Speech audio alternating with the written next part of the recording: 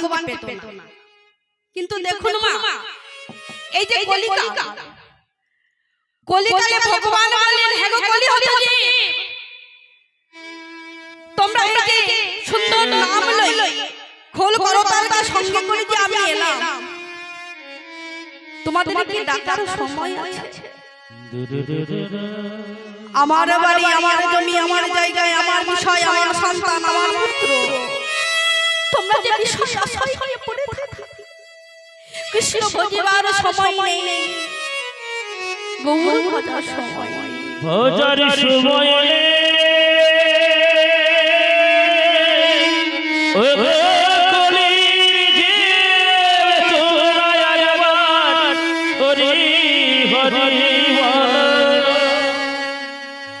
ওরে কলি হতে জীব,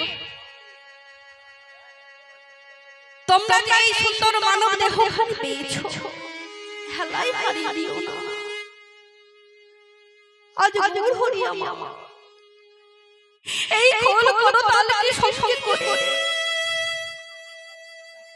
ওই ভগবতী সুরধনী গঙ্গার তীরে হরি নামের খেলা খেলছে। ও মা, একবার যদি নাম করো, একবার যদি নাম করো, তাহলে মানুষের হাড়েও কথা বলে।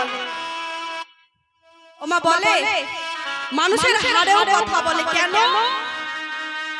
না, এক ভক্ত ছিলেন, ভক্তের নাম হলো ধ্রুব পল্লা। ধ্রুব মহারাজ 5 বছর বয়সে ভগবানের কৃপা পেয়েছিলেন। একটু মন পেতে শুনুন, তাহলে বুঝতে পারবেন যে মানুষের হাড়েও কেমন করে কৃষ্ণ ধ্বনি। তা ধ্রুব মহারাজ প্রভুকে ডেকে বলেন, প্রভু শোনো প্রভু, তোমাকে একটা প্রশ্ন করব। কি প্রশ্ন বলো তো প্রভু গো? আমি 5 বছর বয়সে তোমার কৃপা লাভ করতে পেরেছি, বলতে পারো প্রভু আমার মতো কেউ কি তোমার কৃপা লাভ করতে পেরেছে? ধ্রুব মহারাজ প্রভুকে প্রশ্ন করছে। প্রভু বললেন, শোনো ওহে ধ্রুব, তুমি 5 বছর বয়সে আমার কৃপা পেয়েছো বলে তোমার অহংকার আর দর্প। শোনো, আমি দুটো জিনিস সহ্য করতে পারি না, এক হলো ভক্তের নয়নের জল আর ভক্তের অহংকার। এই অহংকার তোমার চূর্ণ করব। ধ্রুব মহারাজ প্রভুকে বললেন, প্রভু তুমি যতই বলো, আমি তো তোমার কৃপা লাভ করতে পেরেছি। একদিন সাত সকালবেলা প্রভু আমার ধ্রুবকে ডেকে বলে, ধ্রুব শোন শোন, একটা কথা বলবো, আমার সঙ্গে একবার যাবি? কোথায় যাব? চলো না, চলো না ধ্রুব, আমার সঙ্গে একটা জায়গায় যাব। মা কি করলেন জানেন? ধ্রুবর হাত থেকে ধরে টানতে টানতে এক বড় পাহাড় নিয়ে গেছে। প্রভু এই সাত সকালবেলায় আমাকে পাহাড় দেখাতে এনেছো, এ কি? আমি মনে মনে ভাবলাম তুমি আমাকে ভালো জিনিস দেখাবে। প্রভু গো, আমাকে এই বড় পাহাড় দেখতে এনেছো। প্রভু বললেন, শোনো ধ্রুব, ওই পাহাড়ের দিকে চেয়ে দেখো। কিসের পাহাড়? মাগো, ওই ধ্রুব মহারাজ পাহাড়ের দিকে তাকিয়ে দেখছে। কোন ইট বালি সিমেন্ট দিয়ে গাঁথা নয়, কোন পাথর দিয়ে গাঁথা নয়, কোন বিষয় আশয় দিয়ে গাঁথা নয়, বড় পাহাড়কে দেখেছে, বড় পাহাড়কে যে দেখাতে এনেছে, কোন ইট সিমেন্ট বালি পাথর দিয়ে নয়। কি না, হাড়, মানুষের হাড় গোছাতে গোছাতে রাখতে রাখতে একটা বড় পাহাড় হয়ে গিয়েছে। ধ্রুব চমকে উঠে বললেন, প্রভু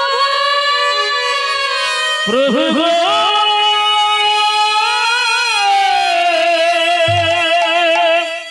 ও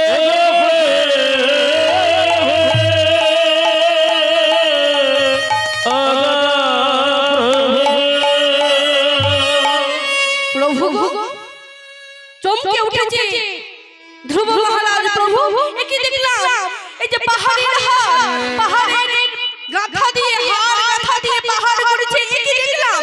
প্রভু তুমি বলে দাও কিসের হার, কোন মানুষের হার? চমকে উঠেছে প্রভু, তুমি বলে দাও। প্রভু বললেন, ওগো ধ্রুব, তুমি অহংকার করেছো না যে 5 বছর বয়সে তুমি কৃপা লাভ করতে পেরেছো।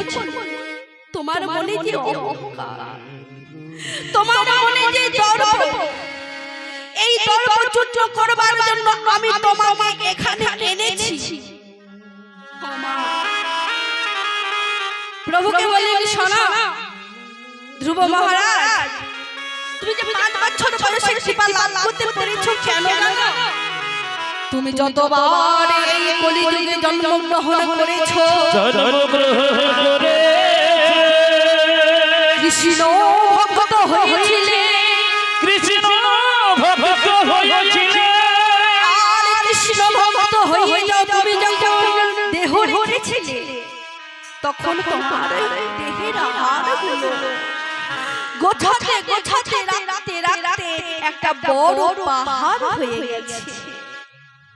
ওমা, আগের জন্মে যদি কৃষ্ণ ভজন, কৃষ্ণ সঞ্চয় যদি না থাকে, তাহলে ভগবানের কৃপা লাভ করতে পারে না। এই যে আপনারা এই আসনে বসেছেন, আপনাদের পূর্ব জন্মের স্বীকৃতি, সাধনা করে এসেছেন বলে। আর আমরা পূর্বে জন্মের স্বীকৃতি ছিল যে আমরা এই কৃষ্ণ ভজনা করব, কৃষ্ণ নাম করব, তার জন্য এই আসরে দাঁড়িয়ে আছি। আর আপনারা কৃপা করে আপনারা এই কৃষ্ণ নাম মধুর নাম শ্রবণ করছেন। তাই মাগো, কলিযুগ, এই কলিযুগে মানুষ হবে কি গো স্বার্থপর, ভালো করতে হয় না, হয় গো? কলিযুগ এইরকম কেন? মানুষের দোষ নয়, কলিযুগের ঘোর কলির দোষ। আজ আমার মহাপ্রভু কেমন দশা দেখুন, কেমন বলে কামিনী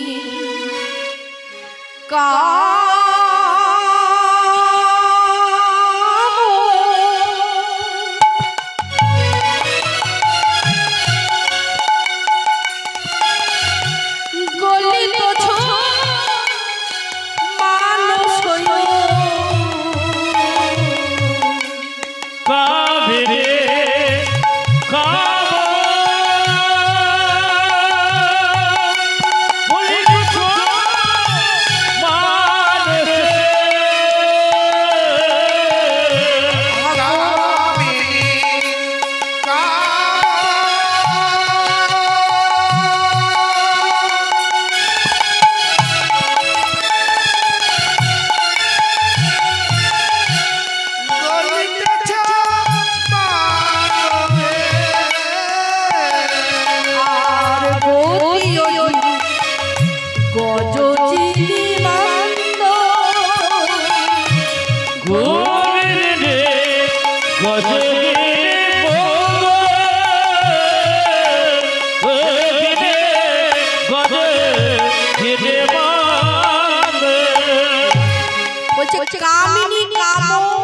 গলিত মানুষ গতি গজনী মন্দ।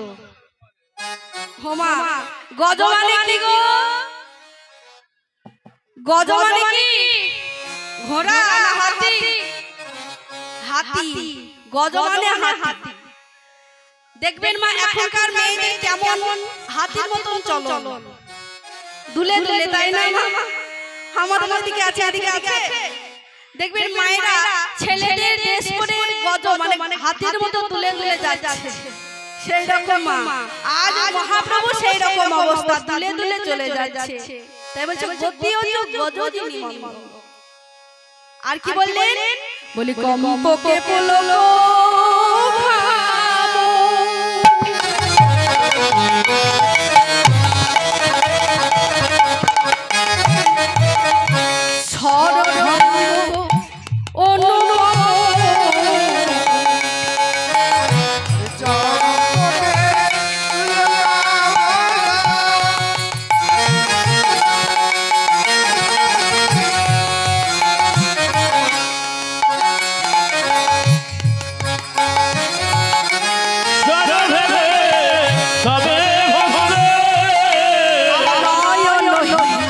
জলে পরিপূর্ণ বলে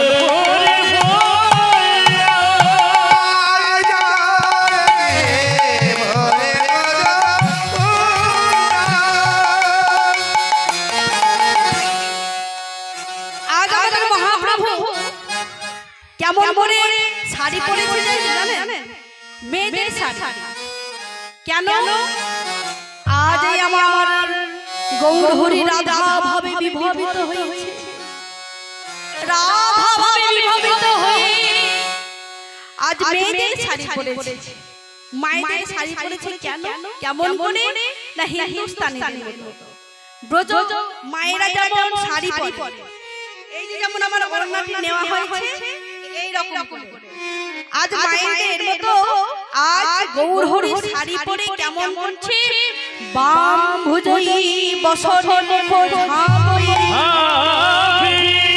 বাম নয়নে ঘন এ রাধা মোহন